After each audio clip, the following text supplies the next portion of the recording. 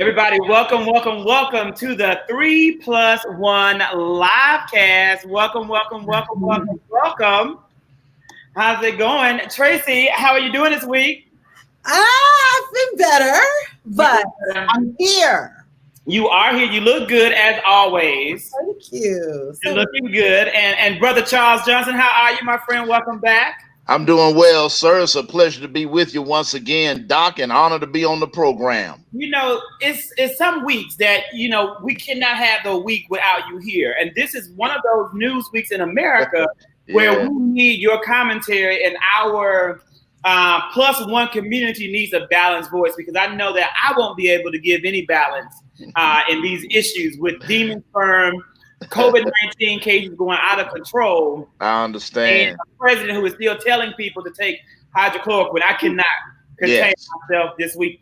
For the 3+1 media team, we are very lucky today to be joined by a very special, dear guest to me, the one and only Shelby Clayton. Shelby, welcome. Hey, Shelby. So glad to be here with y'all. Thanks for having me. Shelby, it has been, it's been what, 7 years since I've seen you, right? Yes, literally, I think 2015, 2016 was probably the last time I saw you. It was at church.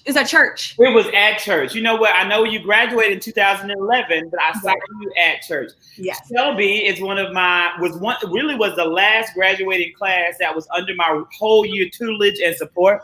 So, you're very special to me. So, it's just great to be here. And of course, I think you remember Kendall. Yes. He was like the little baby in our journalism class, but he actually just had a birthday. So I'm like, wow, now I'm truly old. Truly growing up on you. Yeah, truly removed from the youth and from the work that we did in the classroom. So for all of our viewers, we want you also to ask questions, starting off. So Shelby, give us a brief update on what you've been doing with your life. Yeah.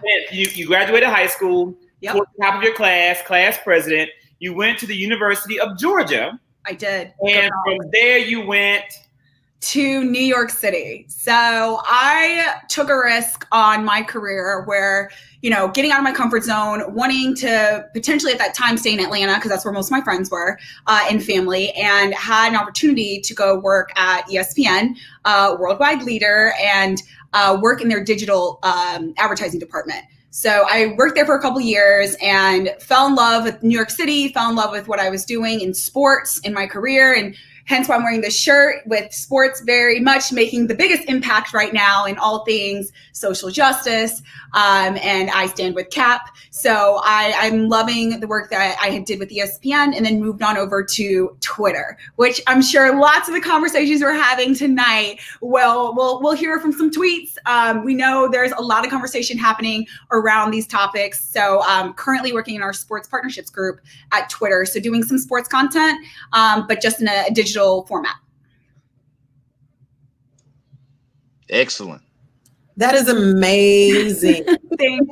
In sports, you are a woman after my own heart. All right. I was an American softball player in college, and I thought I was going to be you, working in the sports arena. So just having you here as a female voice in sports is just dope and dynamic. Can you tell us a little bit about the transition you made from the University of Georgia to New York, and being a Black woman in a sports arena? Yeah, that is.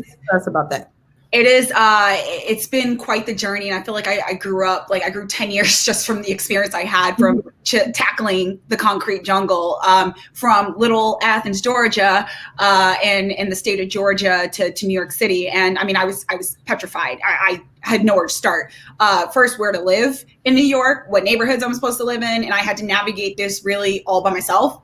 And it's not an easy real estate market to really get into unless you know somebody. And so adjusting to that new landscape and that environment was tough.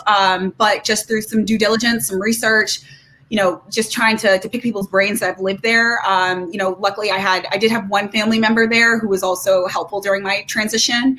Once I found a place, I was living in Manhattan, and which is also a blessing at that.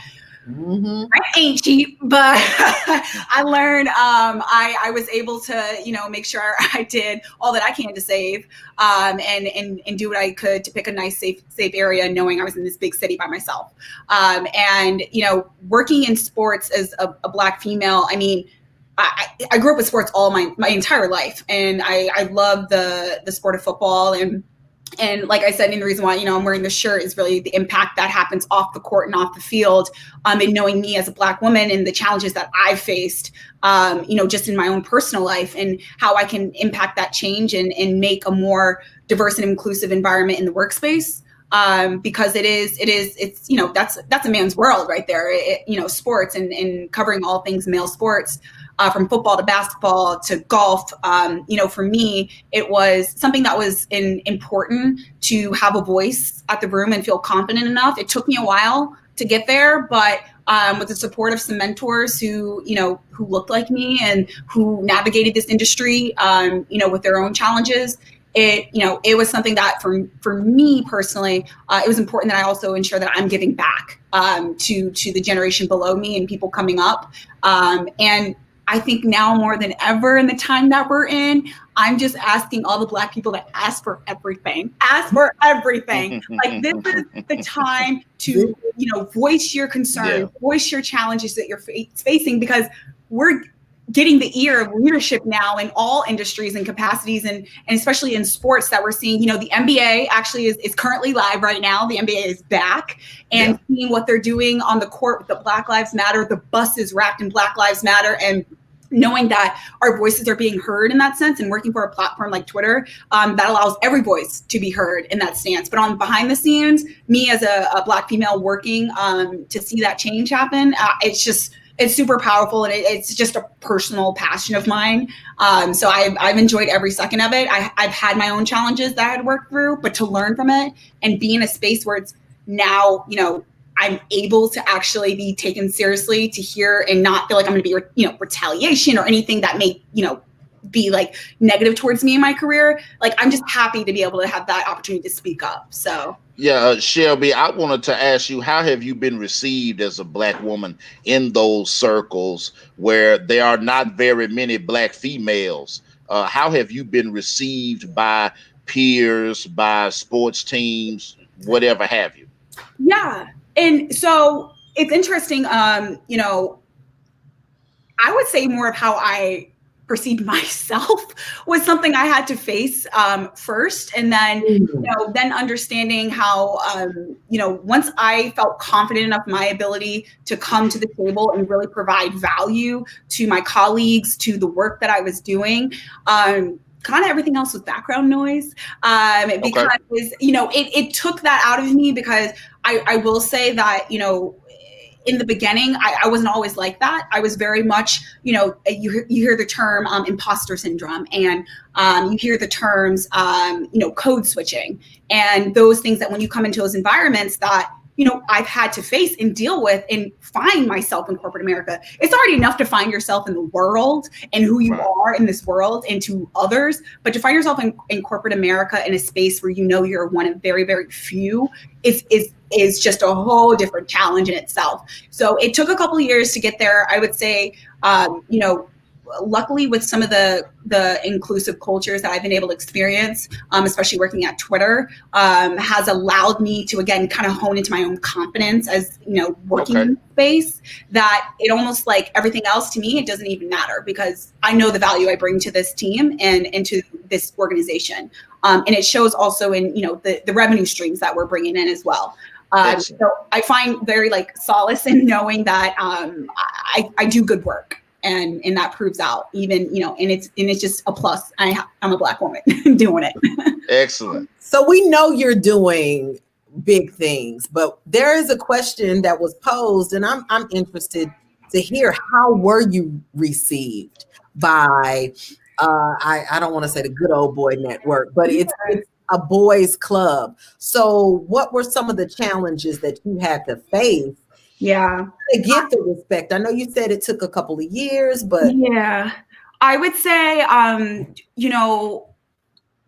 in the beginning, there was a sense of, you were always had to be like almost on edge, right? Like, because you felt like you had to prove more than what an average person coming into the workforce, especially, a corporation, and especially in the sports space, right? Like sports, even in talking to guys in general, and it's like the whole term girls don't know sports, or, the jokes about, girls and sports and whatnot. And it's like, no, I actually know what I'm talking about. Like, I actually know, like, my stuff, and if it lack of a better term, like I know what I'm talking about when it comes to the game of football. I know what I'm talking about when it comes to the game of basketball.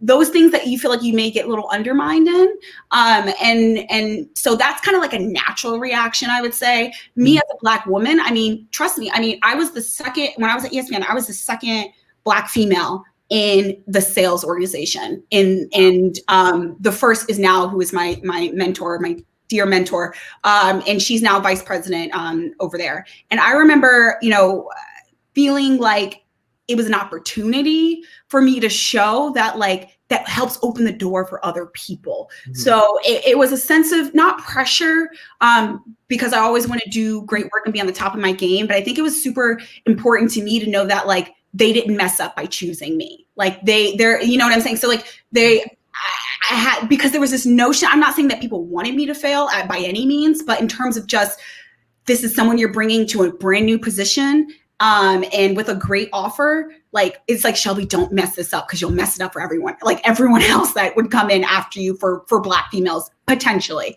And I think that was the weight I was carrying, because that's how I felt I would be perceived. Almost like, let's just see how this goes, and, whatnot. Now you claim to know football, Shelby. Yeah. So when I ask you who's going to win the Super Bowl this year, I know you're going to say Oakland Raiders, because if you notice, the insignia behind my head is that of the Oakland Raiders. So they're going to win this year, right? I see some doubt. I see some doubt on the screen in your facial expression. I have a hot take for you. The Cleveland Browns will win the next Super Bowl. Okay, I'm just letting you know. Goodness. Shelby, why do you say why are you saying the Cleveland Browns? What do you know that we don't know? You don't know. There's a little bias there. Don't get me wrong. Just a little bias.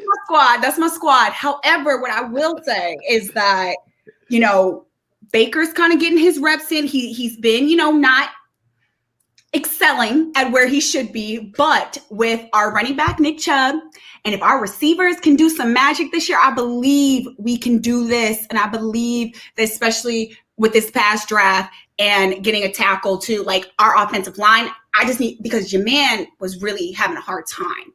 Yeah, they got potential now. I think there is, and I just truly believe, and if it's not next year, it's in my lifetime. Lord, I pray. In my lifetime, it's in my lifetime. We'll see the Super Bowl win. But yeah, that's my number one. College is actually my first love, and then okay, if Shelby, how long have you been supporting the Cleveland Browns? My entire life, I was out supporting that team. My dad didn't give me no choice. I never lived in Cleveland. That's why Kirk's like, why the Cleveland Browns? Yeah. My dad was born and raised in Cleveland. So that's why. That was like, and you know what? I appreciate that, because it's traits of resilience and just perseverance and loyalty. And those are great traits in a person. That's actually true. That's a good point. I just think that I'm proud, but you know what? I'm looking forward to the Las Vegas Raiders. The Vegas Raiders, yes. So we'll see them coming up. We're gonna get some W's this year, baby. Vegas all the way. We got a new stadium. Some whoopings. W for whoopings. Oh, you got jokes. Let me find out who your team is. Fan. I like that. So, this is a great segue. I think it's a great time to talk about. We're talking about football. I know, Shelby, you're going to have to be very guarded in some of the things that you say. But this is a great time to segue into really tonight's very first topic, which is not just the NFL. Although 107 players in the NFL have tested positive for COVID-19 after returning to bubbles and attempts to kind of re-engage around training camps. But this is something that's happened also in baseball and in a number of other sports areas, as we're trying to have, or the sports world is making an effort to return to some level of normalcy in the era of COVID-19. Yeah. I want to know, what do you guys think about this? Should we proceed with sports with 107 players testing positive over the course of the return, or are we taking this in the wrong direction even at this moment? I will say this. I think there should be a heavy consideration into the bubble format, because as the couple statements that the NBA has come out with, having 100% of their players testing negative for COVID, and because they're being heavily guarded in Disney World right now versus the travel amongst the different teams to different arenas. I think there is a possibility of playing sports, but I just see so much success in the bubble format that NBA is not doing, or MLB is not doing, and NHL will be doing that in Canada. So I'm curious to see like those results based on who was in the bubble and who didn't. But I think there is a possibility if done correctly. Yeah, the thing about it is the money is not in the bubble. That's the bottom line. Mm-hmm. The money is in ticket sales, fans in the arena, traveling from arena to arena. That's what stimulates their local economy. That's what the owners are interested in. So it becomes a matter of prioritizing profits over health, or health over profits. Where will America come down? And I just do not see America coming down on the side of health over profits. Especially, they're going to say this virus has such a high survivability rate. We have human beings in the prime health condition of their lives, and we just don't see them walking away and leaving all that money on the table. Now, that's not to say that they shouldn't do that, because we should prioritize health above all things. We should prioritize health even above elections. Somebody tell our president that. You just showed the graphic of Herman Cain's tragic passing. So we have to get to the place where we value people's health above profits and above election results. We need, and we're going to talk about, I just wanted to add in, Candace is commenting, but for whatever reason, our stream is a little delayed. And so this comment is in reference to the Raiders and the Browns. I figured. Oh, yeah. Thanks, Candace. I think that 2020 and 2021, the first half should be canceled in terms of team sports, because we have not gotten a hold of where and how this COVID is really spread. And just recently, the whole bubble idea is great, but just recently in my industry, Tyler Perry just came out and said that 4 actors have tested positive, and they're getting ready to go into this bubble. They're in this bubble situation. So it's kind of like, I just don't know how foolproof this is. Right. This bubble is, because what's his name? Plays for the Rockets. Oh God. Harden. But Russell Westbrook, he got it right before they were supposed to go into the bubble. And it's like, how do we really know the sustainability? As soon as those 14 days are over and you've tested negative twice, like, how do we know? Like, we just don't have there's no medication, there's no vaccine, there's nothing to help us protect ourselves. I just wouldn't feel comfortable going into. And I also think too, these teams will.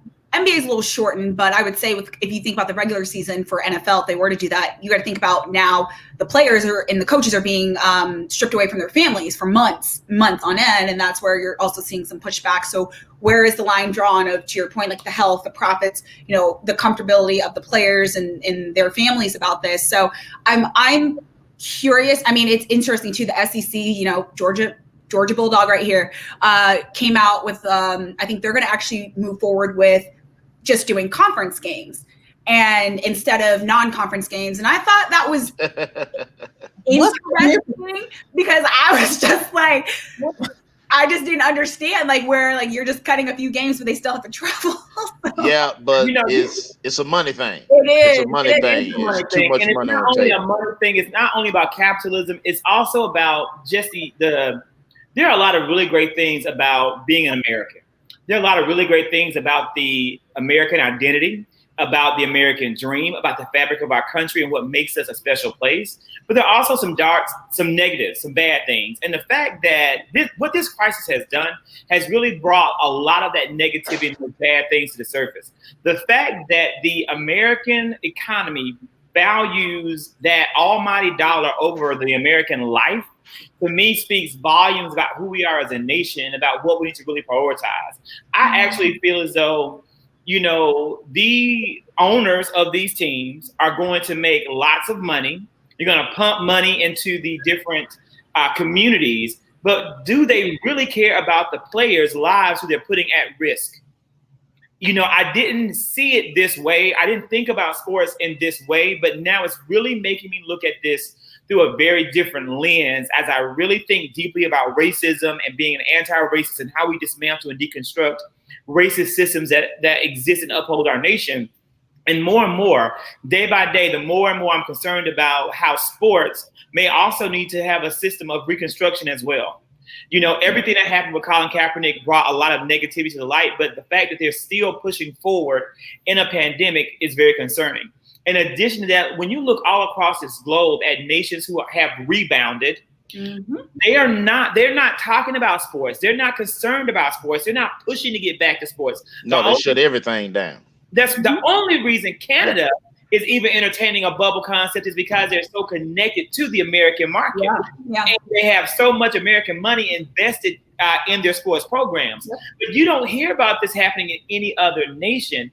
And it's really, really concerning. And I think, I think that there is no way that we should be risking the lives of players or fans in this moment. Right. But the will is not there to do what you're proposing, Doc. The players want to play. The owners want the players to play. The fans want games. They're saying it's such a high survivability rate. They're still saying, oh, it's just like the flu. Still saying, and all of the misconceptions that are out there about COVID, the misinformation, the fake news, to quote the infamous president, the fake news, President 46-1. And it's so much misinformation out here that people are pressing forward. They're not going to stop, brother. They're going to continue because they got to make that money.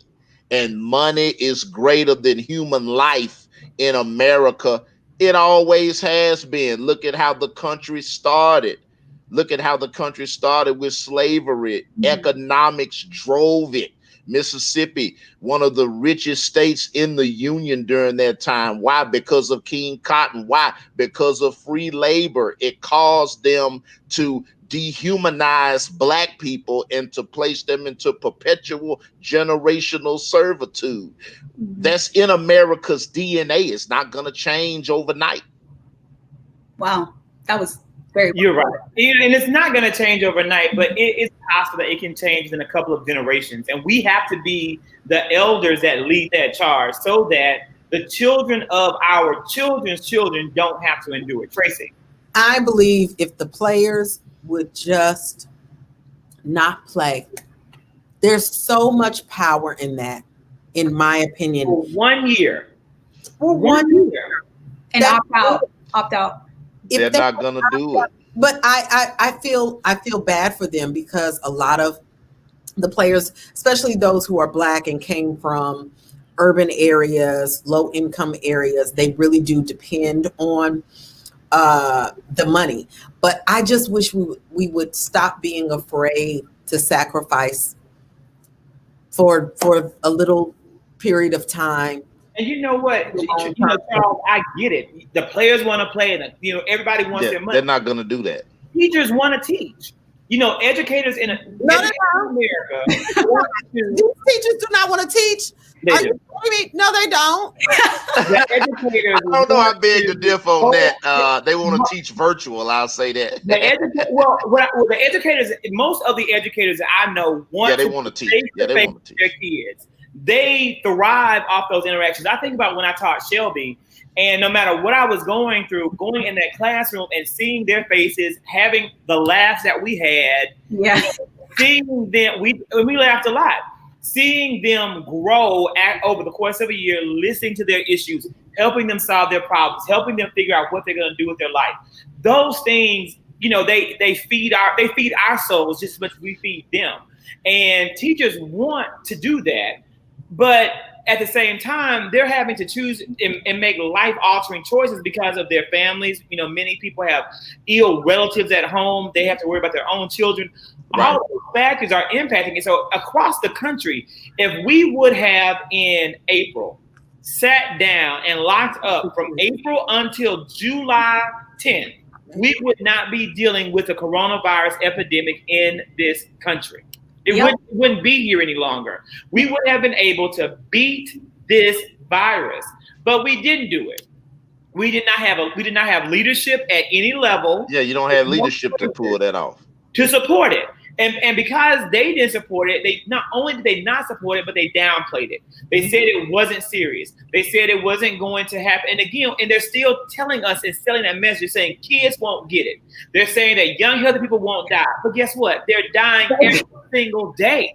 Yeah. And that's what's scary and I don't understand is that how can we say something that is so concrete and literally put into the minds of especially, very, in the minds of people who may just believe everything they hear and put their lives at risk with we don't know what it is. We don't know what it's doing to anybody and until it happens. And and even just like the state of Georgia, the first to open back up and then look what happened. And I remember when I basically live in Georgia now because saving some money on New York City rent.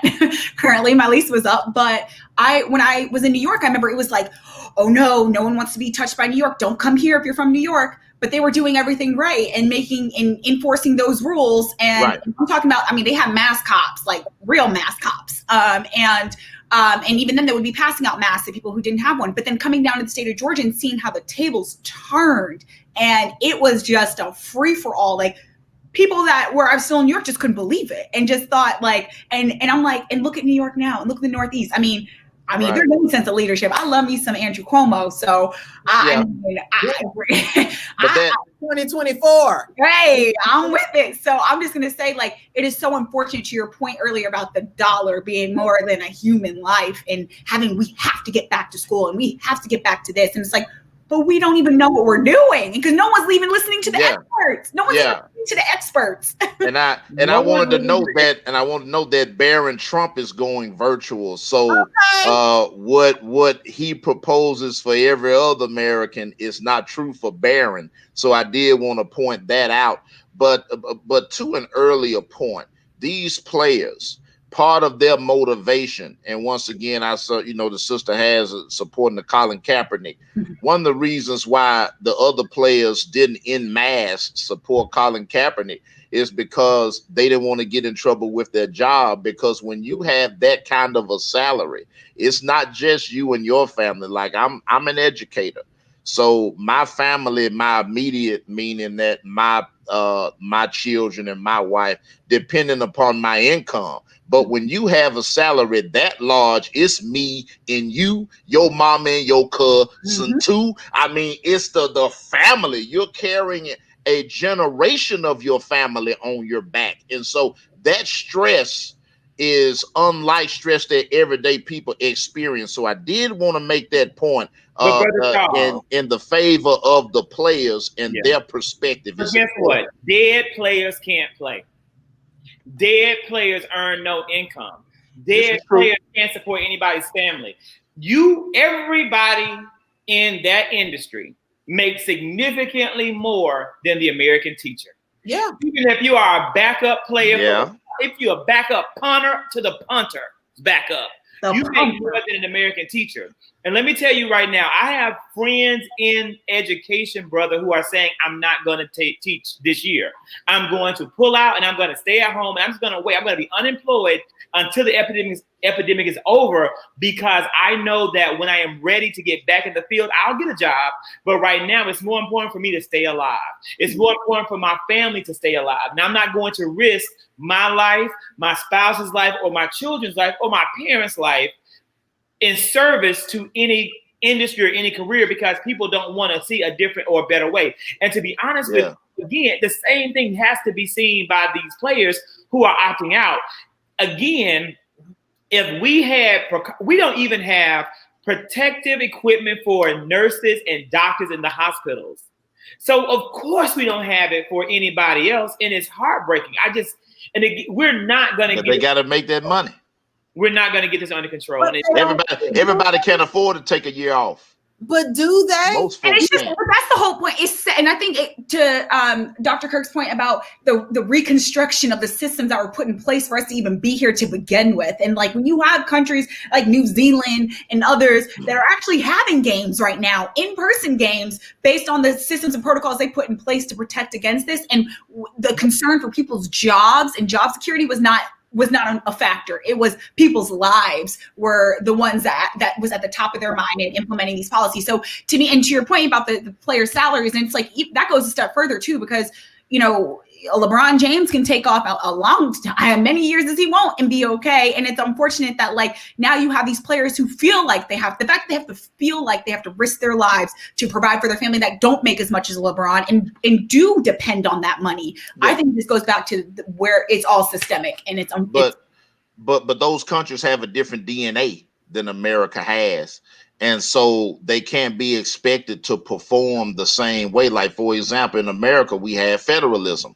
So there's a separation of powers at the federal level. There's also a separation of powers between federal and state. So even if we had Obama as president right now, we could still have the governor of Georgia doing his shenanigans, the governor of Florida doing his shenanigans, and say the states have sovereignty in this. The Constitution doesn't say anything about you can make me wear a mask. And so we're still going to have those issues because of the DNA of this country. We can't shut it down like China. We can't shut it down like North Korea and these other places. Let me give you some insight. You're right. Now, let me tell you, President Obama could not have made any state governor do what he wanted them to do. But this is the thing. President Obama is a Democrat. And in this country right now, our Democratic governors are doing what makes sense. Our Democratic governors are listening to science. Our Democratic governors are caring about the people. It is the Republican leaders who aren't doing that. Yeah, but then the parties have different DNAs too, so we still got different DNAs. We do. So I firmly believe that if we would have had different leadership, and it doesn't have to, it doesn't even mean that it had to have been someone as prolific as President Obama. Yeah. It doesn't mean that it had to have been someone as, amazing. It could have been any Republican leader who was running against President Trump except Marco Rubio, and Ted Cruz. It could have been Jeb Bush. It could have been George W. Bush. We still wouldn't be in the situation that we are currently in right now under the leadership of Donald Trump. Absolutely. Who demanded that people like, billionaire Herman Cain come to his Tulsa rally without wearing a mask, and may he rest in peace. I will not say in power, but may he rest in peace as he has now transitioned and has gone into the next phase of human existence. All right, brother. Now, I campaigned for Herman Cain here in Memphis. I was on the Cain train. You did. I was on the Cain train. I know. Herman Cain was my guy, and I was very disappointed that he stayed on the Trump train for as long as he has, because I met the man. I know that his principles are definitely better than that. But the tweet that he gave out, that he sent out from the Tulsa rally, where he commended President Trump for not requiring masks at the Tulsa rally and said in all caps, "We are fed up." That tweet definitely has not aged well as we consider the news on today. So tragic. And I think that at this point, I think this is a Jim Jones moment for Donald Trump. I know what I'm about to say is controversial, but I think this is a Jim Jones moment for Donald Trump because it's almost like a cult mentality or a cult following that they have followed this disseminator of misinformation, myth, and malpractice into even the grave because of the anti-mask stuff and the fake cures and the quacks that he has supported, all of the fake news that he has tweeted and retweeted. It has a detrimental effect. And before people start talking about it in the comments about freedom of speech, freedom of speech can have a very detrimental effect on people when you are following bad examples and bad leadership and you double down on it, even when you are sick. And this made me very upset. I hope you don't mind me talking for a little bit about it, because this made me very upset. The tweets that were coming out about. Guess what? You are the most conservative Republican person on the podcast. There isn't one person watching who is going to make one positive comment about conservatism or Republicans. So carry on. Yeah, the tweets that were coming out of Herman Cain's camp, even as he was in the hospital deteriorating, yet supporting President Trump, yet supporting the rhetoric and the misinformation about COVID-19, and now he is dead. And it is such a tragic example. We have the Republicans. And I stopped being a card-carrying Republican in Bush 43s last year. But let me say something, because a lot of Republicans know me, and I know a lot of Republicans.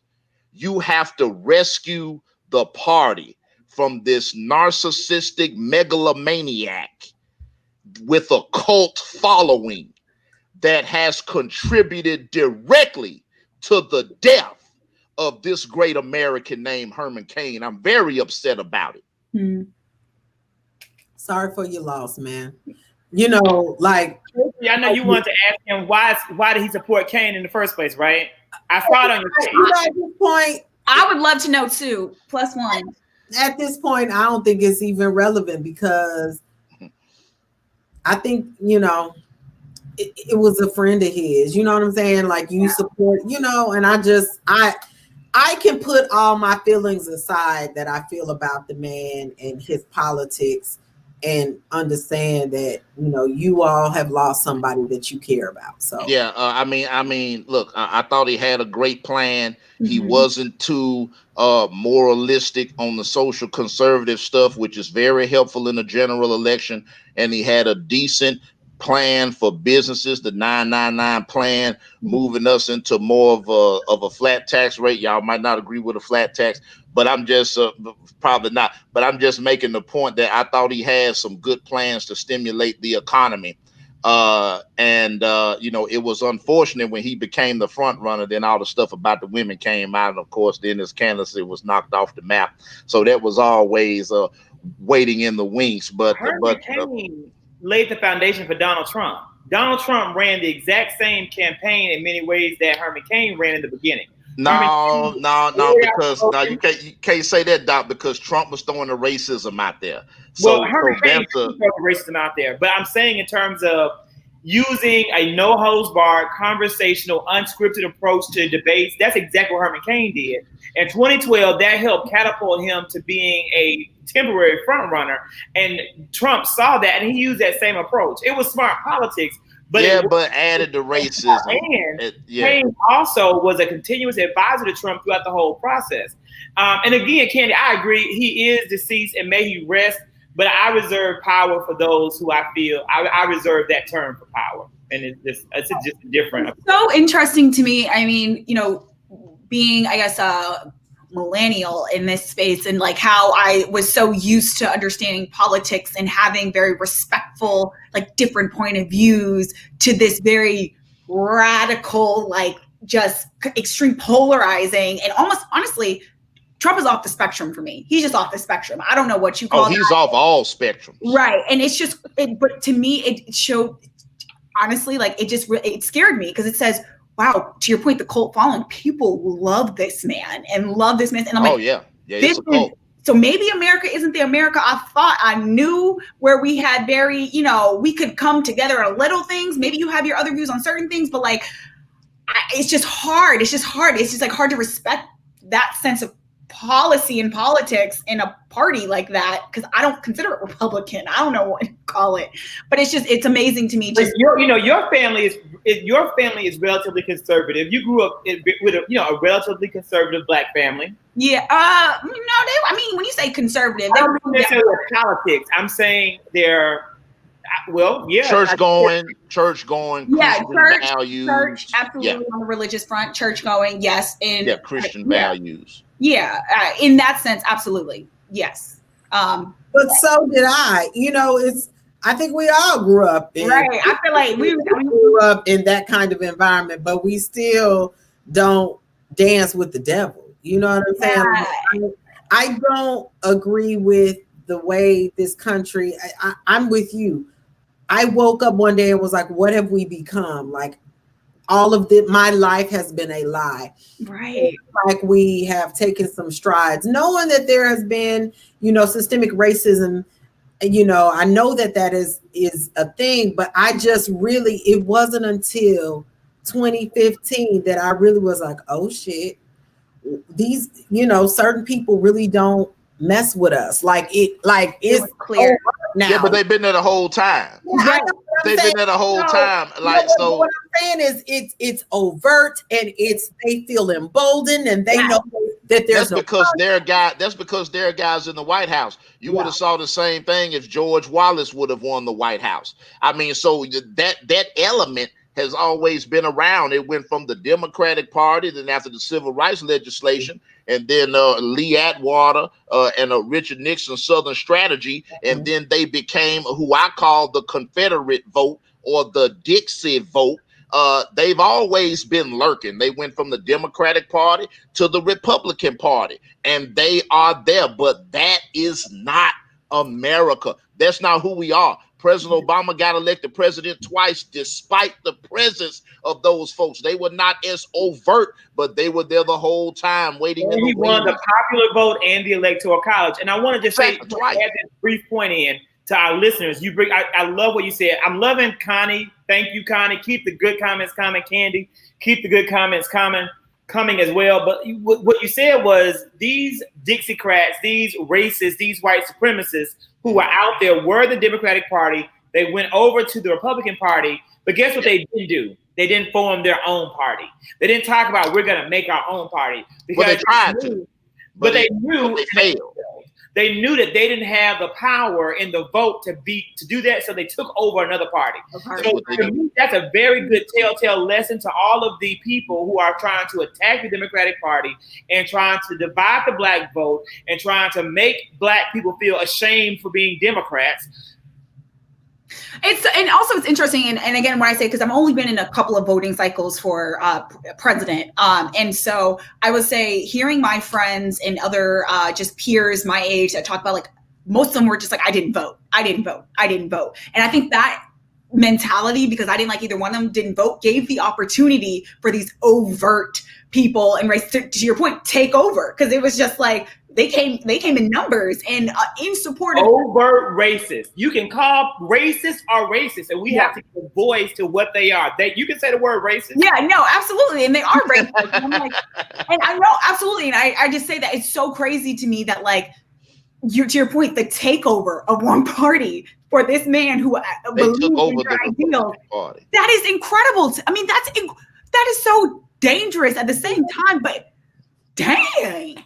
Like, I'm shook, y'all. I'm shook. But the Republicans have got to take it back. They got to grow a pair and they got to fight with Trump like they fought with Trump in the primary. And if you recall, before the election, Mitt Romney made that famous speech where he called Donald Trump a fraud and a con artist. You should go on YouTube and play it sometime. Yeah. There are the most of the Republican Party, the leadership of the Republican Party. They are not those people. Trump riles them up because they show up in numbers on election day. And guess what? They're gonna show up again. And they are. Let's don't underestimate them. Let's do not underestimate them. But they don't show up again. I'll tell you this. I sat and I was like, I wonder why these people aren't speaking up against him. Why aren't they speaking out? It made sense. He's been friends with them for many, many years. He's got so much dirt on these people that they have to be in alignment with him. Look, I watched that documentary about Epstein and Ghislaine, whatever her name is. Oh my God. Wild. This man knows it all. I'm not gonna give Donald Trump that much credit. No. I think it's just because he's sitting in the big chair and they're thinking about promotions and positions. And that's always how it is when somebody's sitting in the big chair. But once he's out of the big chair, they won't give a rat's derriere about Donald Trump. Charles, Tracey, I finish your point. I want to make one point. I was just gonna say that too, but I do believe he also, he was friends with the Clintons before this. You know what I'm saying? Before the election in 2016, they were friends. They are not enemies like they want to proclaim. They still friends. They still friends. And he knows a lot about these politicians because they ran in the same circles. Now, they ain't friends after what he did with Hillary. Now they're not friends. I bet they still friends. Hillary's a hardcore Scorpio. We don't let things go easy. Those folks been friends for a long time, man. One election didn't ruin that. Yeah, they still operate in the same circles. He knows. Oh yeah, he knows their dirt. He knows who they were sleeping with. He knows who was laundering money. He knows who all. And I would say that people that work for Donald Trump know. I personally don't think Trump knows much of anything. I just refuse to give him any kind of credit like that. Connie has a good comment. I'm going to say that, but I'm also going to, before I explain, this is what I wanted to say, Charles. This is going to come as a shock. So, brace yourselves, brace yourselves. Uh-oh. I am very likely to never become a Republican in my lifetime. It is highly improbable. However, I genuinely, from the bottom of my heart and the core of my being, want to see the Republican Party exist and be the Republican Party, because I believe in American democracy. I believe that the two-party system that we have, which has been the predominant nature of American government from its beginning, is what keeps America America. I believe in the free flow of ideas. I believe in the freedom of speech, the freedom of press. I believe in democracy. Donald Trump has eroded the American democracy to a point that if he is given another 4 years, I don't think that the American democracy will continue to exist. He is a totalitarian. Come on now, that's overkill right there. That's overkill. Let me finish. I know you believe that. Yeah, but you might not exist if he's given another 4 years. I think I'm still going to carry on existing. Tomorrow, Charles, what I'm going to do, we might die from corona. I'm going to write down all of the authoritarian, fascist things this man has done in 4 years to give you evidence to show you how this works. There is a way that you lose control of democracy. There was a way that Hitler rose to power.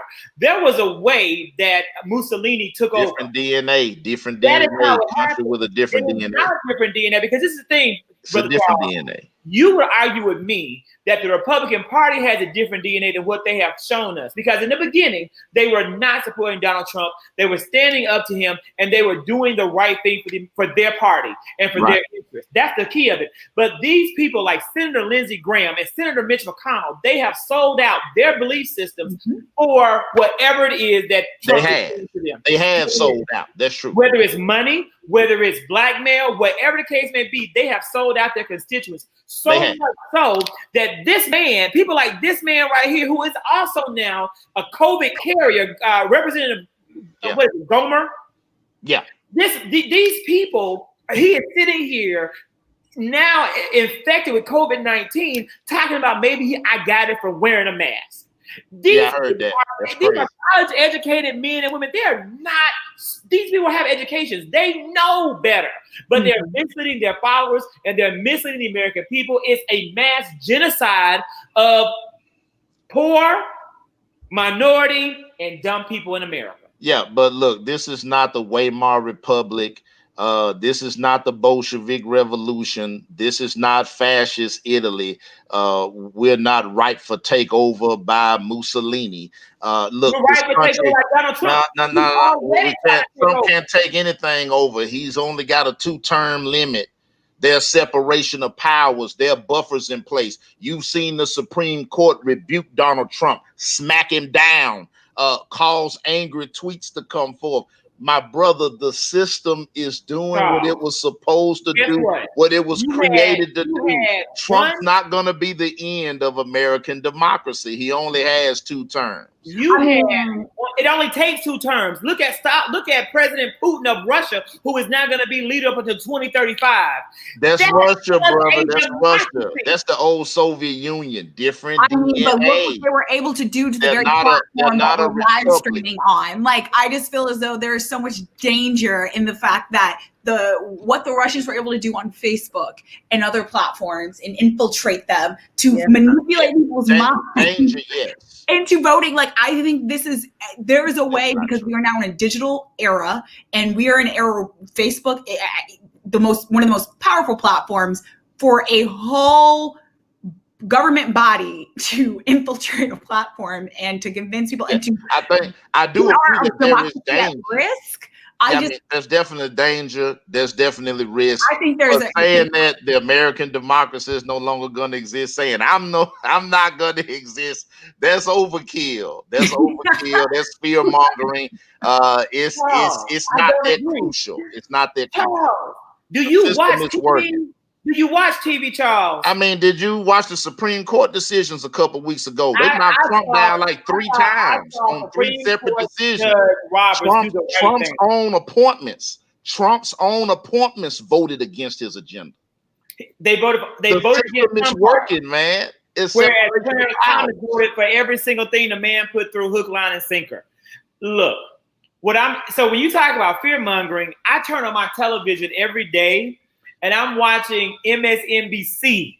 That might be a part of the problem. Old women, I'm seeing old women sitting there watching TV with the windows getting broken out. And here comes the scary black man with an assault rifle ready to gun her down and take all she's got.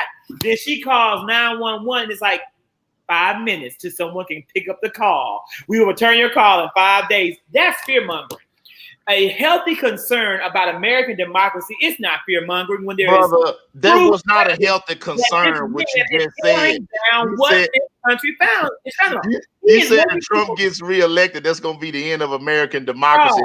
That's not a healthy concern. The end of American life. This man has made people think they can inject bleach. Now, you would also want to say that's not true or that didn't happen. Google how many people attempted to take bleach because President Trump told them it was safe to do so. True.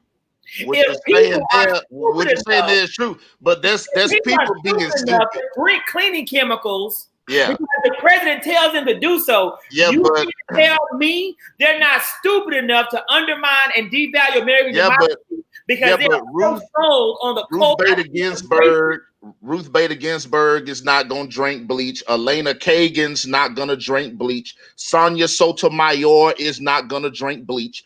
The other Supreme Court justices are not going to drink bleach. The Democrat-controlled Congress is not going to drink bleach. Those are the buffers.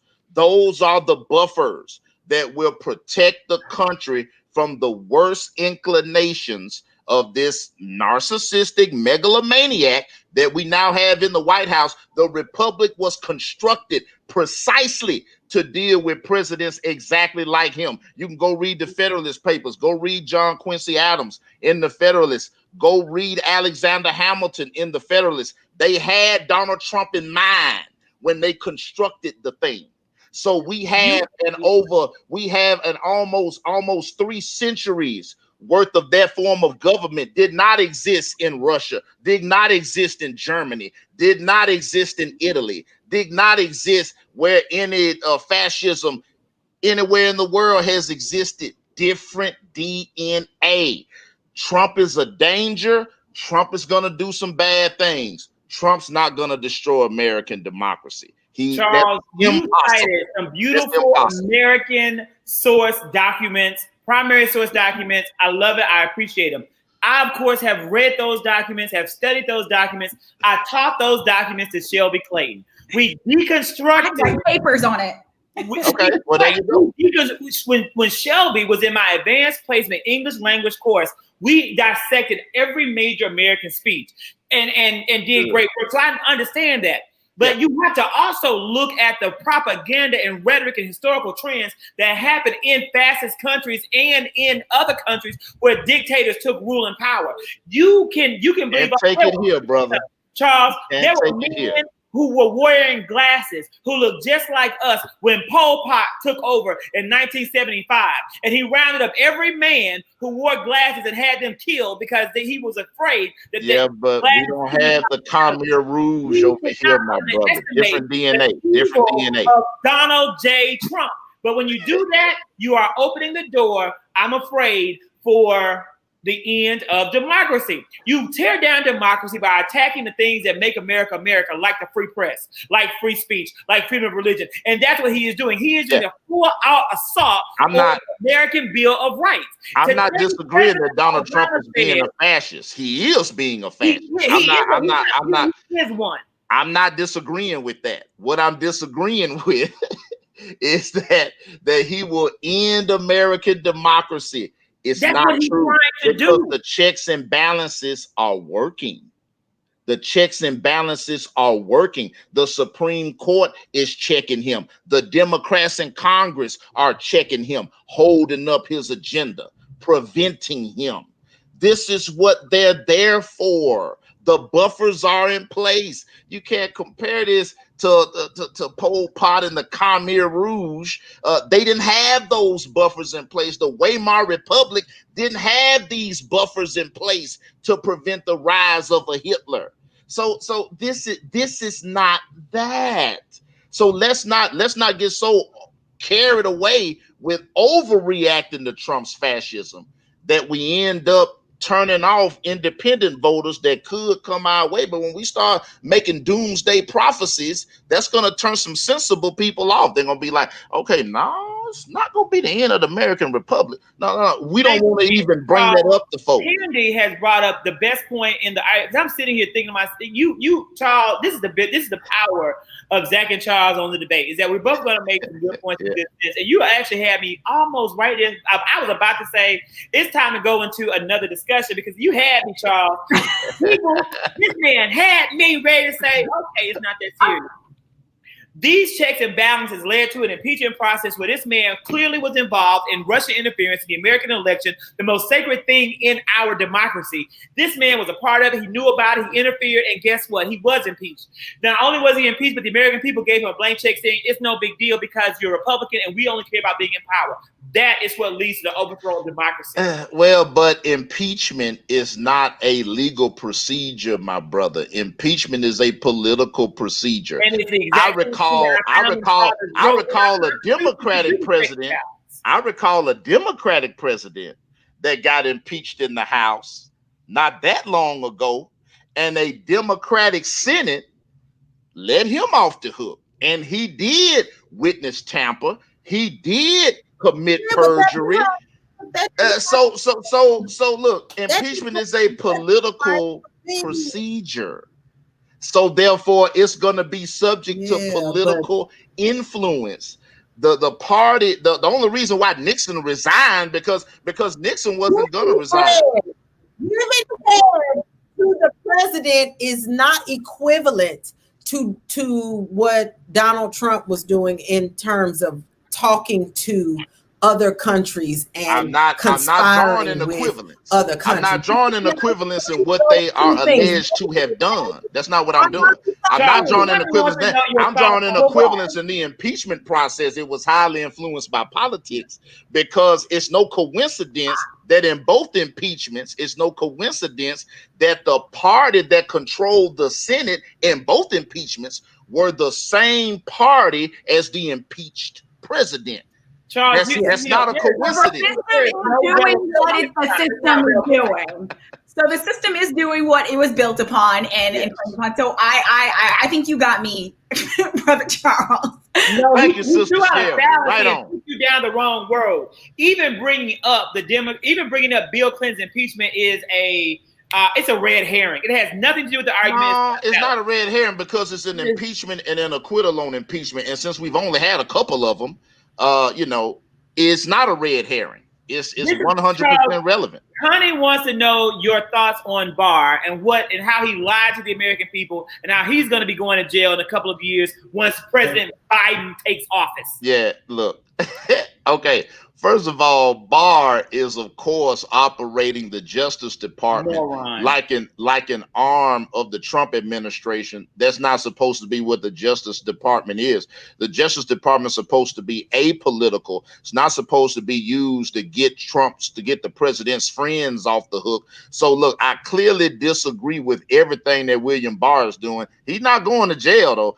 William Barr is not going to go to jail under a President Biden any more than Hillary Clinton went to jail under President Trump. And he literally said in the third debate, "You be in jail. If I was the president, you'd be in jail." No, you're not going to do that. I knew he wasn't going to do that. Tracey, log off, like log out and log back on. You have a bad connection all of a sudden. No, I didn't have a bad connection. I was talking at the same time. Oh, I'm sorry. Someone else. No, you look pixelated. You look pixelated. You look pixelated. Yeah, something going on with your connection, though. It is something going on. Yeah, it's something going on with your connection. Well, I got all 5 bars. Oh, okay. Well, let's give a shout out to AT&T, and let's also give a shout out to Ellen DeGeneres. That really moves now into our next topic, because this has been a week where there's been a building case over the course of the year of people making accusations in the era of Black Lives Matter movements about the Ellen DeGeneres Show having a toxic work environment, and her employees doing some things or making some racist comments, not giving adequate consideration to Black promotions.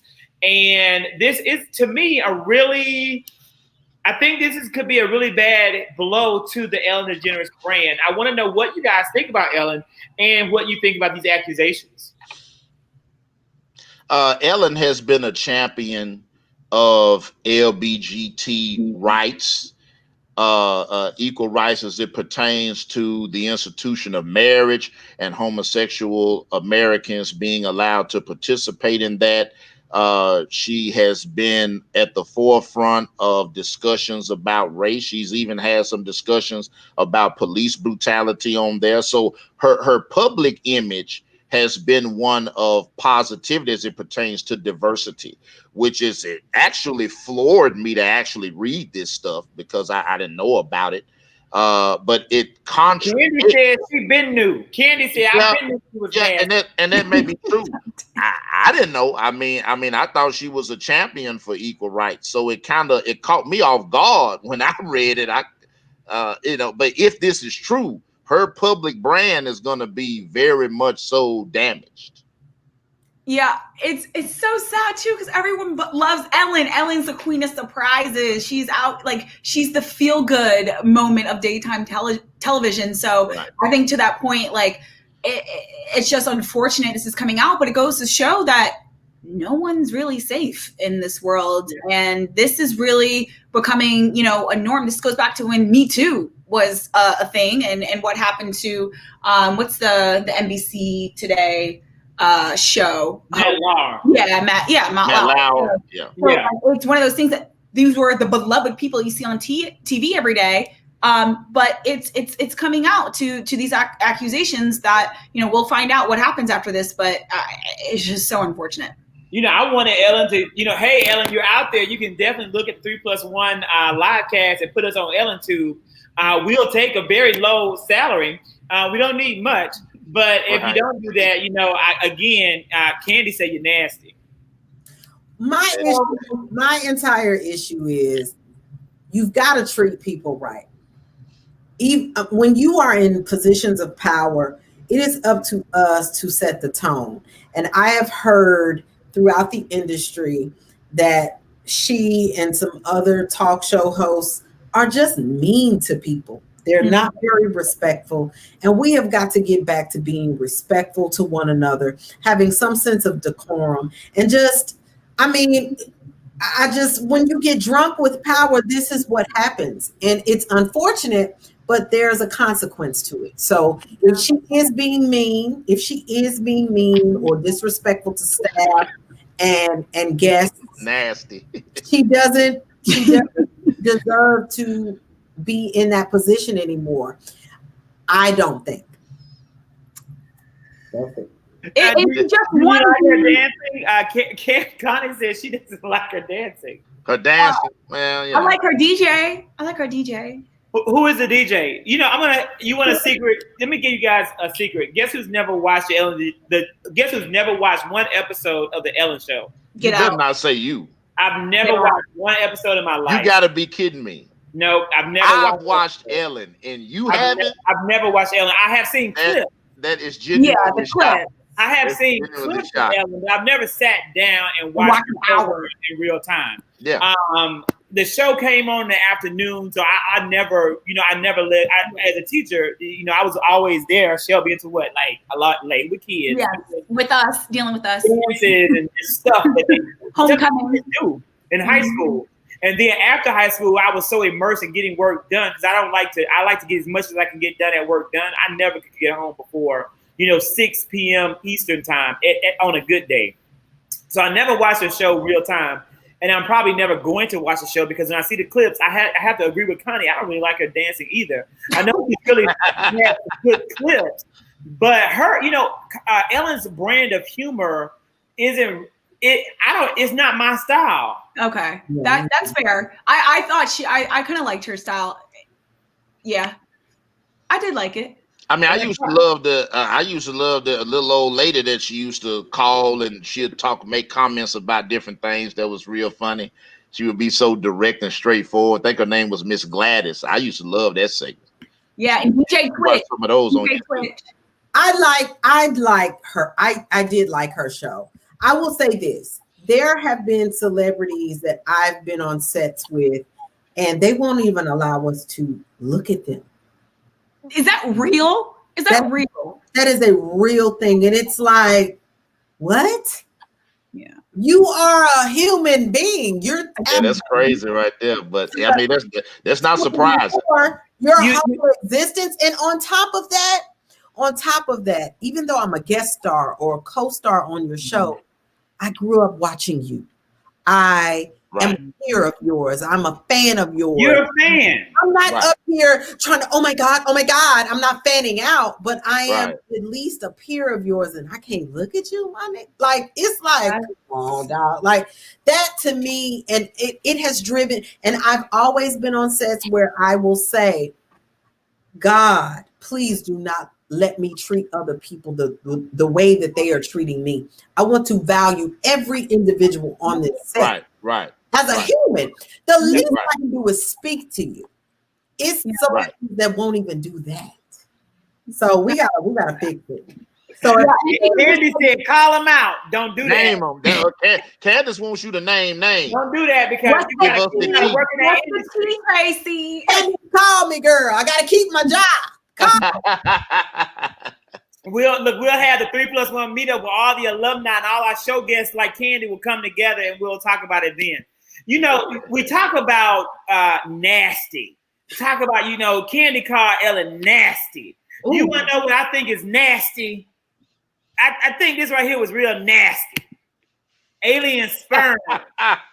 No, not alien sperm. Get it right. Demon sperm and alien DNA. Alien sperm. So where did the demon sperm then come from? You had demon sperm in your dreams. I can explain that. Well, so, Charles, I will let you be the expert on the demon sperm. Take it away. No, slow down now. I can relate. Slow down about me being the demon sperm. I just know about it. I don't believe any of that rubbish. I think it's crazy. But yes, there is mysticism that is in religion about the incubus and the succubus.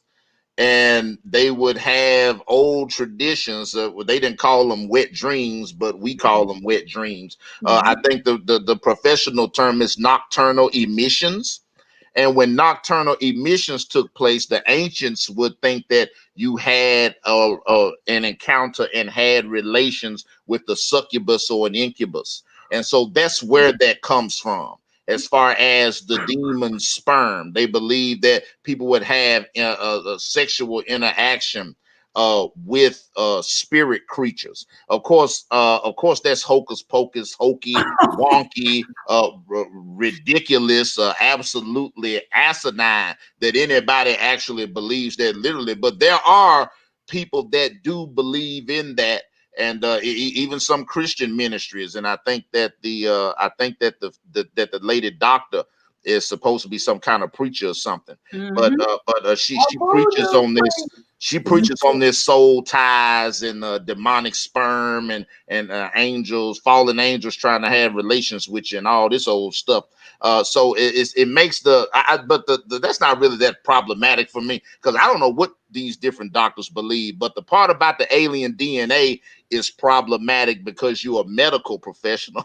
So when you go to talking about medical procedures involving alien DNA, the fact that you believe that an X-File, something out of season 4, season 5 of the X-Files, is actually reality, to me, that's more troubling than the spooky spiritual stuff that she believes in. Then she's black too, on top of that. It's so unfortunate. This is the shock. Like Tanya said, I can't believe anyone would take this seriously. President Donald Trump took it seriously. Very. The only reason we know who Dr. Stella is because Dr. Stella Immanuel is because the president of the free world, Donald John Trump, tweeted it out without really looking into this woman's background for the whole world to see her and find her. Because it was crazy how Dr. Clark went. His niece did say that he lacks intellectual curiosity. He is not going to read or research anything. That's absolutely true. Yeah. Something aligns with him and his way of thinking. He's going with it. Yeah, and then they 100%. Asked him, well, who is she? And he says, I don't know the woman. I don't know her. I don't know what country. I don't know the woman. I don't know what country she's from. Oh, God. It kind of looked like a spoof. When I watched it, it was like, is this real? I was like, this is fake. They cannot be on the steps of the Supreme Court. This cannot be real. Not only that, but when Facebook took the video down, rightfully so, because it was COVID-19, because it was COVID-19 misinformation. But when they took the video down, then all of a sudden his people started spinning conspiracy theories. See, it's Zuckerberg. See, he's in on it. See, Bill Gates. See, vaccine coming. See, and all this crazy talk, which is what it is crazy talk. And this conspiratorial stuff, this Alex Jones in a tinfoil hat stuff, this Sandy Hook wasn't real stuff, and all this old stuff. We have got to stop it.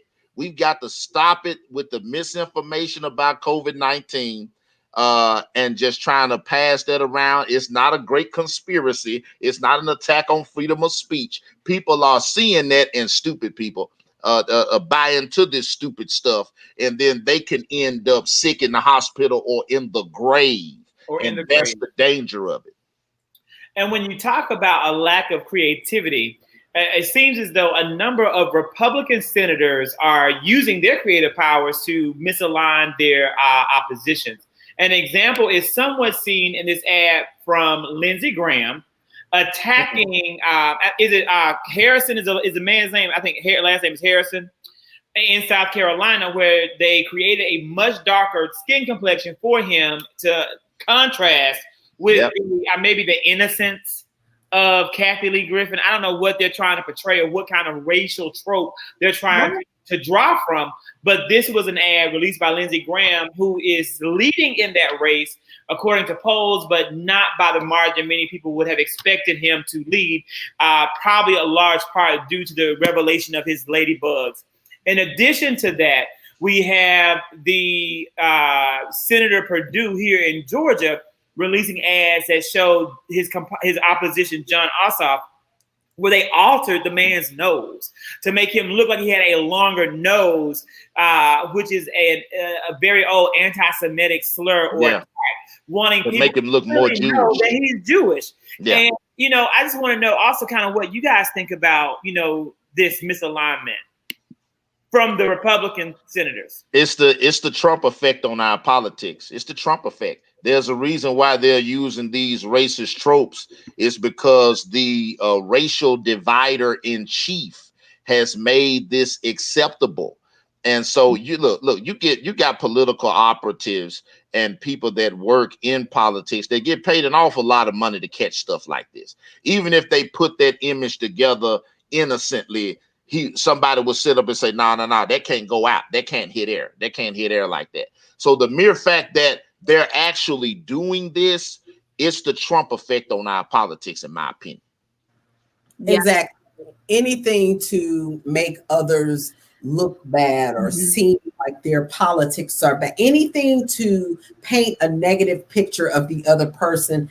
Let's ignore facts. Let's ignore what the person is actually doing. Let's paint this picture, and people are buying it. And that's what happened to Trump. And that's why Trump's campaign became so successful, because people bought everything that came out of his mouth and the things that he was putting out there into the fear mongering and stuff like that. Like the Kathy Lee Griffin and that's Senator. It really just shows like it gives me that Karen vibe a little bit with the whole like the fear of Black men in the back, because it looks so somber and looks like the way they darkened his face, and then her looking light bright like a ghost, like and just like it just you have it. It gives that sort of a Karen would love to feed into something like this, of just like the dark is bad and the light white is good. And, that imagery is actually really, it's terrible. Like it feeds into what we've kind of known all along with the narratives that have been placed along Black men and Black people being bad or criminals or whatever it might be. It just, it's not okay. It's heartbreaking and it's disappointing. Lindsey, I guess I'm disappointed in both of them, to be honest, because Senator Perdue, I'm not a fan of his politics, but I will say that in the last really 3 years, he has been relatively quiet. He's done a decent enough job. I mean, I understand playing the party, towing the party line and those things. But the ad he ran against Ossoff, I thought was very disappointing and was unnecessary.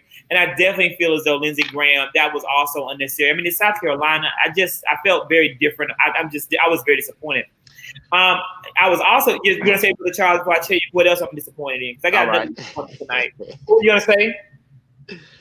South Carolina, let's not forget, was the first state to secede from the Union to create the Confederate States of America in the lead up to the Civil War. They have Tim Scott. Oh, that's this man's brother in arms. Okay, okay. Don't hit me with the Tim Scott, because I don't think that Tim Scott has been representing Black people at all. He wasn't meant to represent Black people. Yeah. But yeah, so let's not forget where South Carolina is, its place in American history, and that strain of voter that would react out of fear and run to the polls by seeing an ad like that. That's who that's intended to. We call them dog whistles. That's what we call them. And, dog whistle is, of course, a whistle that humans can't hear, but dogs can hear. Yeah. So in other words, you're speaking to a certain audience, and that certain audience is going to pick up the sound that you're making, and then they're going to react accordingly. So this is just a dog whistle to the racist base is what it is. And, Tanya is so right. you're right, Tanya. Like there are many people who are going to, the ads do work. The ads where the little old lady is in her house getting attacked by the man in the mask with his assault weapon, and they can't get 911 because Joe Biden has defunded the police. It is working, and it's working not just in racism. Yeah, it's working in a lot of communities. I've heard. I mean, there are lots of communities in which this is working. In addition, you have the I'm trying to think of another great ad that the ads by Kelly Loeffler here in Georgia. You haven't probably seen those, Brother Charles, but I haven't. You need to Google her ads because she has black women crying. Senator Kelly paid for my mama's funeral. She got black men. Lord have mercy. You got black women crying for her. She got black men crying for her. She got white men. I don't believe the lies they tell about Senator Kelly. Senator Kelly ain't stole no money. Senator Kelly. And people like Lord have mercy.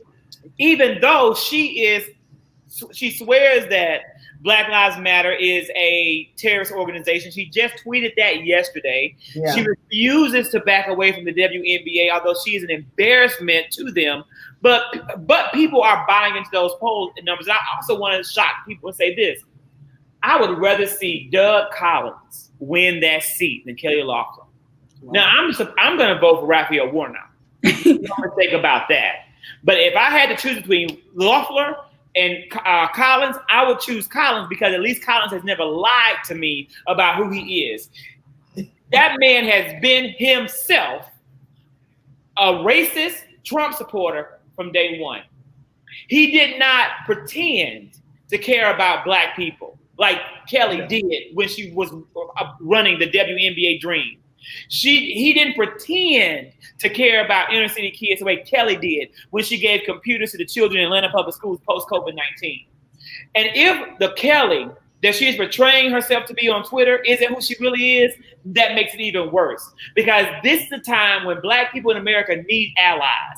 Yeah. This is the time when black people in America need to have voices that are Republican, educating other Republicans about the challenges that we face. Absolutely. So, I hope that you don't win a thing come November the 3rd. I mean a thing. Well, can we even get a chance to vote? Because we're out here. We are going to vote. Okay, I'm just making sure because, Break it down. You know what? I know you, because this is the thing. The president doesn't have the authority to cancel or change or delay the election. No, that's federal statute. That's federal statute. And he knows that. I don't know. That's checks and balances working, brother. Right. Checks and balances working. Let me tell you why this man posted that. You want to know why he posted that today? Donald Trump needed a massive distraction to take away from the funeral of Congressman John Robert Lewis. Right. He wanted to distract from the bad news about the economy and the bad news about how the economy and how the economy is a sham, how it's worse than it's ever been, how it was already declining before COVID-19. There was a lot of bad news that came out about him today, and he wanted to distract from it. Yeah. If you recall, during the second presidential debate in 2016 against Hillary Clinton, President Trump raised the prospect of the election upcoming being rigged. Of course. And so this is a trick that he has done before. And as you said, it is the politics of distraction. And we shouldn't be distracted by it. So when I posted the tweet on my social media and then just deconstructed very briefly the fact that he can't even do that because of checks and balances. He can't do it because it's a federal statute. He can't do it because it's in the Constitution. He is restrained. So let's not even pay this any attention. That's what I was trying to get folks to do. When he tweets stupid stuff, if the media would just ignore him, then he wouldn't get so much free press. I saw just ignore it. It's just stupid. And he loves it. Yeah, it's just stupid. He just does things to get a reaction, and we shouldn't react other than to say that's stupid and move on. The real news story should be that, number one, you only lower flags for a half of a day. that you also refused to go and pay respects to this man as he lay in state in the Capitol. And you were the only living president who was not a part of John Lewis's service today. That Republicans and Democrats from around this country come together to celebrate such a legacy of service to the American people. But you, Donald Trump, you weren't there. Probably because the family didn't want you there because of the horrible things you've said about this man. And yeah, that's what I was going to say. It's the same thing with the McCain funeral. I mean, he wasn't gonna be there because number one, the family did not want him there, and number two, if he tries to go there, he becomes the story, and so therefore people get mad about that. So if you're, God forbid, in a position to advise President Trump, you're definitely gonna advise against showing up. But he should have done other things to show his respect, things that he could have done and not become the story. And he, of course, is not going to do that because of who he is. He has no class. Right, no class. And you know who else would not be invited? Who else who could come and can't come back to the cookout? Who is that? Oh, Terry Crews. Isn't that your friend, Tracey? Isn't that your friend, Terry Crews? That's not your friend. He's a fellow actor. Yo, I feel like his role in White Chicks just really, he wasn't acting. I just really feel like this was him all along. It's just sad. So, you know, this is what Terry Crews did. Terry Crews decided he was going to remake, because first off, this man made a tweet, and what he tweeted was, defeating white supremacy without white people creates black supremacy. Equality is the truth. Stupid. That was what he tweeted in the heart of the Black Lives Matter movement on June 7th, when the people of this nation were in turmoil, when you had protests, when you had hurt, when you had anger, when you had outrage. Again, he said, defeating white supremacy without white people creates black supremacy. He could have said, defeating white supremacy without white people is impossible, because that's the truth. Okay. Black people didn't. That works. I was gonna agree with that. Yeah. Only white people can end white supremacy. Right. Only white people can end racism because they're the ones who created it. Right. And they're the only ones. So that would have been a beautiful statement of how we must be unified. Maybe that was his intent, but that's not what he said. No, that wasn't his intent. No, he said what he said. His intent is to take a swipe at. Like it or not, we are all in this together. So I wanted to maybe see the good in it, but when this man then tweeted out yesterday, COON is an acronym for conquering our own negativity. That's just stupid. I mean, there's nothing else you can say about it. It's just he utter did not stupidity. just give us a new definition of coon. He became the living picture of it. Yeah, look, he took it and ran with it and made a positive. Yeah. There ain't no positive. We have black people. We have black people in this country that act as the send-outs, as the puppets, and as the ventriloquist dummies for white supremacy. They speak to us with their voice. And that's exactly what Terry Crews is. So when he speaks of COON as conquering our own negativity, he's speaking with the voice of white supremacists, because they believe that black people that bring up racism or point out racism or attempt to reform racism in our institutions of America are being negative. They think it is negativity. They think it's racist to point out racism. They think it's hateful to point out hate. They think that the black person that advocates for self-defense is preaching hate and violence. It's always been this way since slavery, since the 60s, and it's still true today. And it's a shame, a crying shame, that a black man in 2020 that have access to Google, it's a crying shame that you can't educate yourself on these matters before you speak up and speak out. And speak out of your derriere, basically, is what he's speaking out of, his derriere. My biggest issue with Terry Crews is, where was this same voice, for lack of better words? Where was this voice when that man grabbed your balls? at that party in front of all those people.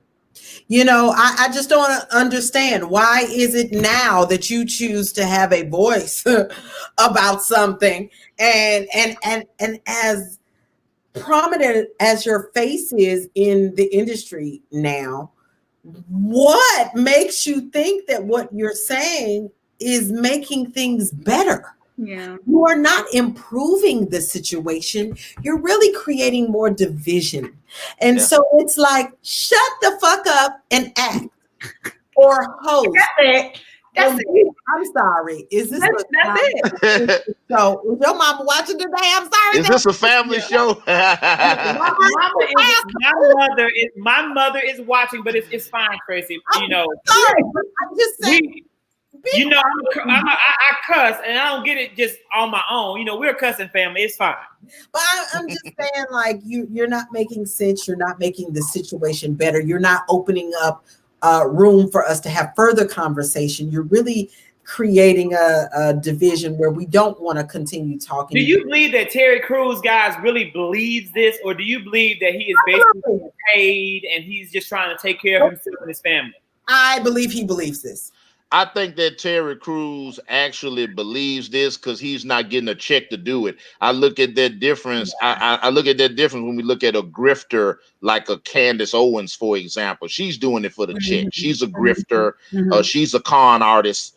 But, you know, when you look at somebody like Terry Crews, already relatively established, doesn't really need to do it for money. So I don't think he's doing it for money. I think he actually believes this stuff. Or is he doing it for publicity to make himself relevant? I don't know. I just think that this, and using a platform like Twitter that has instant virality, like, to do that, I don't know what to make himself seen, noticed. I don't know. Or just, you know, just distributing his beliefs out to everyone. So he's smart. Yeah. What he's saying is intelligent and it's moving the conversation forward. And it's not. It ain't that good an act anyway. And I said, yeah, you know, I agree with you, Tracey. I'm not a Terry Crews fan. Me neither. I've never been a fan of him and what he does, his brand of comedy, at all. But I do think that there are people who are being planted and used. I don't know if he might believe this. There are people that believe this. And that goes to my last question before we go into the up, the down, the clown. Why would any black man believe these concepts? Why does coonery even exist? I mean, it goes all the way back to slavery. I mean, it goes all the way back to slavery. We've always had black faces that have been recruited by white supremacy to be their send-outs to speak to black people with their voice. That's right. It started with the enforcers on the plantation in the field. They took one Negro, they put a whip in his hand, they put a hat on his head, and they said, you make sure that the other slaves are doing their work. You can even take it to the chain gang. They take one of the black prisoners and they put a shotgun in his hand and they put a hat on his head and make him the enforcer. So they've always had their send-outs, their enforcers, their puppets, their ventriloquist dummies that speak to other black people with their voice. This is no different. You know, I agree. Tracey, you agree? I agree. And this is the last point I'm going to make, and we're going to go to the up and down because we already got some comments coming in about what the up and the down and the clown should be. And I agree with them. We're going to show them. It's not that Terry Crews and people who do what Terry Crews is doing damage the black community.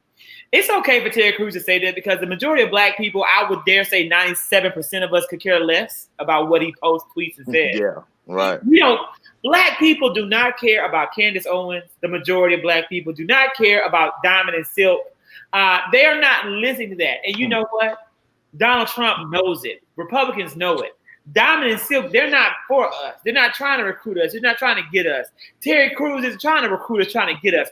They're out here selling, though, a bad narrative to white people and people that have no black friends and they don't know any black people about black people. That's what they're being used for. Right. They're being used to further damage white people's perception of black people. Mm-hmm. Yeah.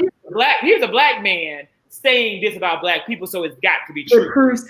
I live in Idaho, And I have no black people in my community. I don't know any black people, but I do know Ted Cruz, and I do know Dominic Silk, and I do know Candace Owens, and it's heartbreaking. Yeah, I mean, and they use that to rev up the base. Yep. It's all about you can even, if you go on those posts that they're making, like you go on one of Candace Owens's rants and you look at the comment section, who's giving her the amens, the pats on the back, or as I like to say, the pats on the head, because they are the pets of white supremacy. So they get pats on the head. Who's giving them that? It's white people. And how can you hate yourself so much that is what you're willing to do to make money? How can you hate your family so much that you're, and disrespect every single thing your generational ancestors stood for to live your life like that? But again, I've seen clips of Candace and I've seen her in the news. I've only dared to ever look at one episode of her nonsense talk. And it was when she sat down with Mark Lamont Hill. Yeah, I saw that. And I made it through the first 15 minutes, and it was I couldn't take it. So, Tracey, I think you have the up tonight, right? Who's the up? Right. No, maybe not. Who has the up? Let me go to my show notes, because Candace has given us an up. Now, she corrected herself when she said it's Beyonce, Black is King. But I agree with you, Candy. I like how you said the first time when you said Beyonce. Right, it's King. I like it like that. So I think I sent out and said that tonight's up would be from Tracey. Oh. It's fine. Come back to me. Well, I know you feel very good. I know you're not feeling your best tonight. I really am not, y'all. I sent Zach a picture of myself before the show and was like, this was not it. Okay, no.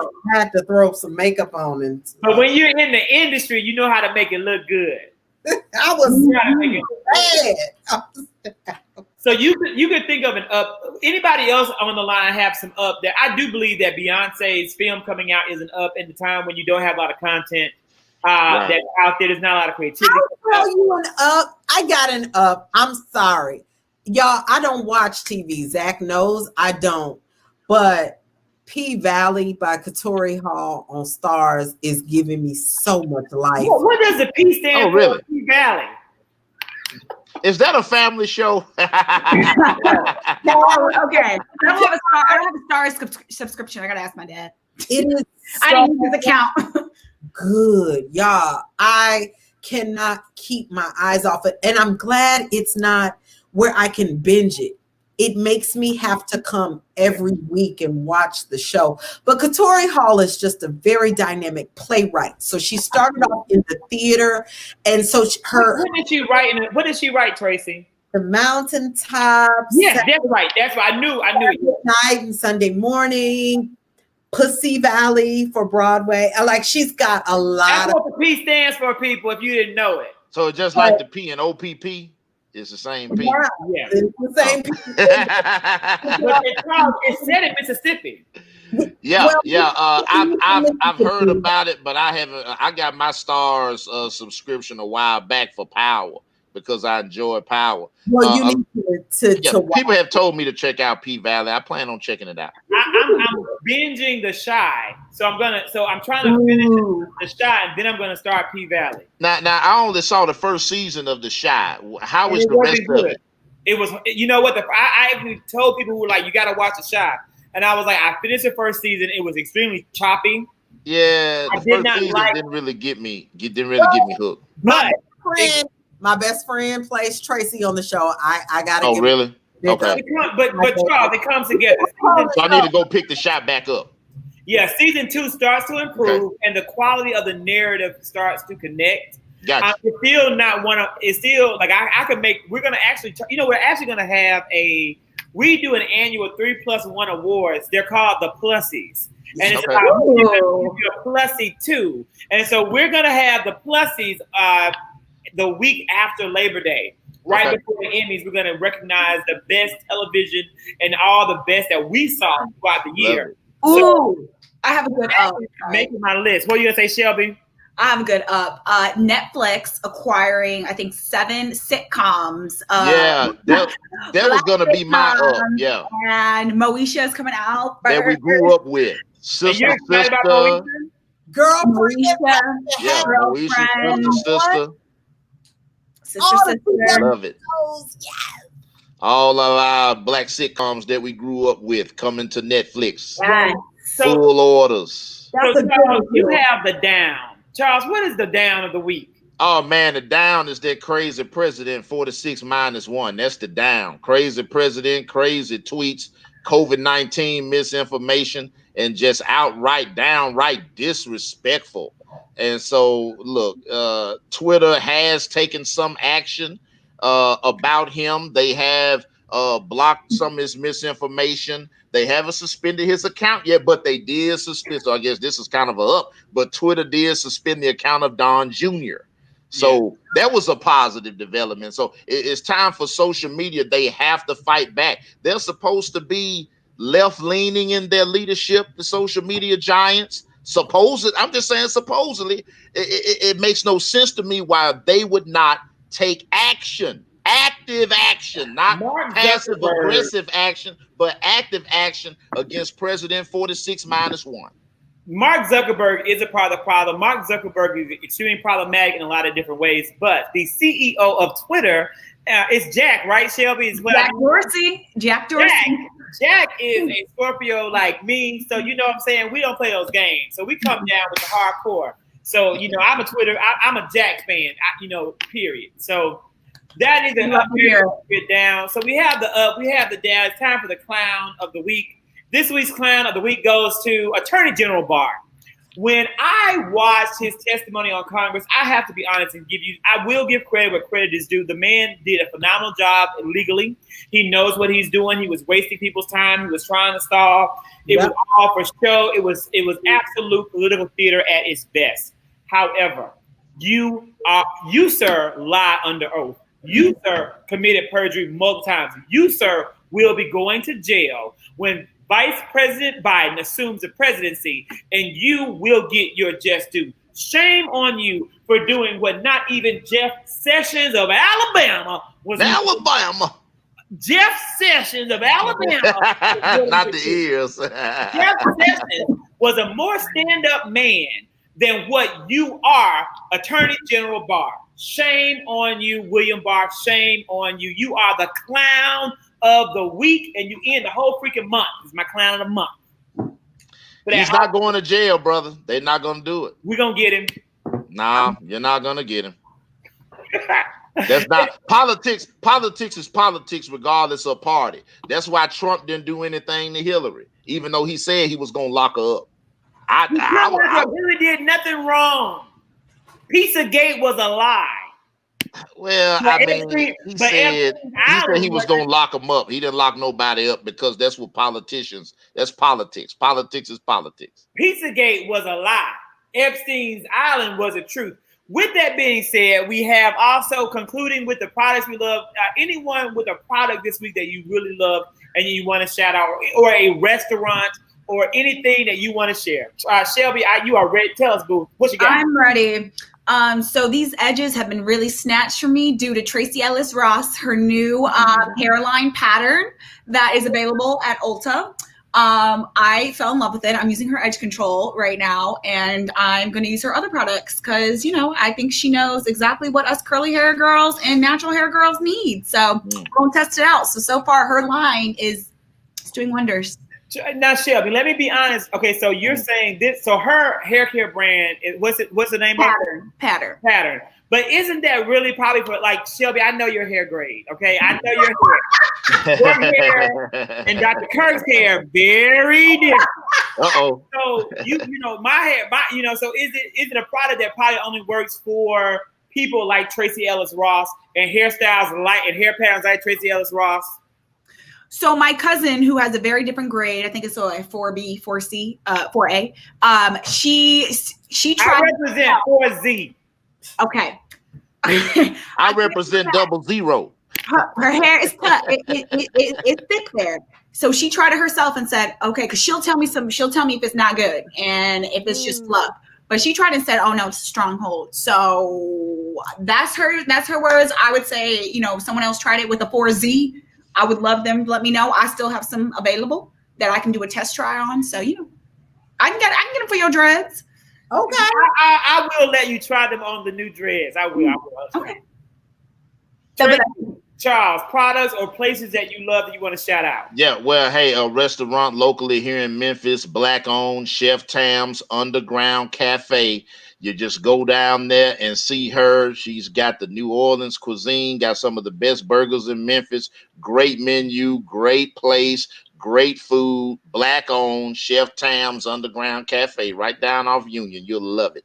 So in the post-COVID era, Tracey, can we make a commitment? So when we make our first remote visit to Memphis, we can film when we're able to film again with Charles, and we will go to Chef Tam's Underground. Chef Tam's Underground Cafe. Because I haven't been to Memphis in a long time. It's a 6-hour drive from Atlanta, so it's not really even a bad drive. Yeah. It's a very cheap flight on Southwest. So I haven't been to Memphis it's been a long, long time. Yeah.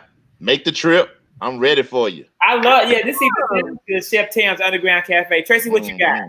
I have Bangs and Tangles that is located on 2617 Panola Road. Gwen Torrance, the famed Olympian, is the owner of that salon, and she does my hair. She's been doing my hair since I was like 3 or 4 years old. So I want to give her a shout out. And she does braids? No, she doesn't. No. Oh, okay. We'll let you know. No, baby, I don't do. But she does blowouts? Yeah, she'll do blowouts and stuff like that. But yeah, I have short hair, and she likes to keep it real cute. There you go. Yeah, I deal with the creamy crack. I haven't yet stepped over to the other side yet. So I want to recognize for my product that we love. I'm going to give an actual review of this Black-owned business on next episode, right? Okay. So, every Monday, I do a live with Five Guys Live, and one of our my fellow hosts, his name is Vince, and he has a company called It's Cheesecake ATL. You can look them up on Instagram. It's a cheesecake ATL. It's a cheesecake ATL. And so I ordered 2 cheesecakes to try. I'm getting a white chocolate strawberry and a vanilla bean cheesecake. And so I will let you know how I like the slices of these cheesecakes and if I recommend it. So hopefully he's right now doing the magic baking, cooking, and whatever he do, so he can give me the Dr. Kirk special, because I will give you the Dr. Kirk truth. There you go. So thank you to all of you for joining us and watching us on the live cast. Those who watch us live, those who are going to catch us throughout the week, please do so. If you do not follow the 3+1 Media page on Facebook, please follow the page. We want to get to 1,000 likes by the end of August, so that we can then start to monetize the page. We can then start to feature ads on the page and bring in revenue. We also want you to, if you watch us live from the page, because it categorizes it in the analytics, and that also lets Facebook know that we exist and that we are making moves.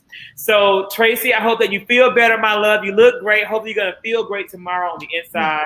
I hope so too. Thank you, Brother Charles. It's been a pleasure as always. Are you doing remote work with the church? Oh, yes. Not only am I teaching remote, doing my classes on remote, but yes, I do remote Bible studies on Sunday. And they're great. Yeah. So thank you. I appreciate that. I have been able to take you out on several. Doc, it's always a pleasure to be with you. Yes, and because I ain't been to church. It's in the afternoon. Oh yeah. It's always at 7:30 p.m. Central Time. So 7:30 p.m. Central Time. I can get that every Sunday evening. Right, Valley. I can get it. But no, you can get it, because what I like when I go running on Sundays, and after I've run, I'm in my car and I'll pop up and he's right there. So usually I'll finish my run like 8 o'clock and he's there, and I listen to him on my way home. Appreciate that, Doc. Shelby, it has been a pleasure. I can't wait for us to get together for a socially distanced catch up. It was great. In the meantime, congratulations to you and all that you're doing. I want everyone to see what you see in Shelby today is what she was like in 2010, 2011. Effervescent, a public personality, and she has a charm that will always take her far. She has always been a relationally strong person, but Shelby, your maturity is clear. Your self-awareness is exceptionally more now than what it was. I am glad that you've gone out into the world. I was worried, when you said you were going to go to UGA, that UGA attracts a certain kind of student. UGA attracts a certain kind of Black student, the same way Charles at Mississippi State does. Mm-hmm. But you're looking at 3 people of color that were not impacted by those places, and we broke the norm. You're an exceptionally woke young lady, and I'm very proud of you. Thank you. Thank you for having me. And Tracey, Sweet Magnolias, I loved it. I'll give you a quick shout out. Credit for season 2. For anyone who has not watched Sweet Magnolia, this is a perfect weekend to binge it. Binge. On Netflix. Okay. Pastor June. Brother Charles, you can watch it and see if she does good by the field. I'll check it out. As Pastor June. I'll check it out. I know that word. I might cuss a little bit, but I know the word too. Oh, you all right? God know your heart. Ain't that what you say? Shelby, what are you getting ready to do right now? I'm about to heat up these rolls my sister got from Texas Roadhouse, and then go ahead on and finish some basketball. Okay, Brother Charles. About to do some lesson plans for my virtual classes in the morning. Tracy. I'm about to go to bed. And I'm going to now go and watch the readout on MSNBC. Goodbye, everyone. All right. Bye-bye.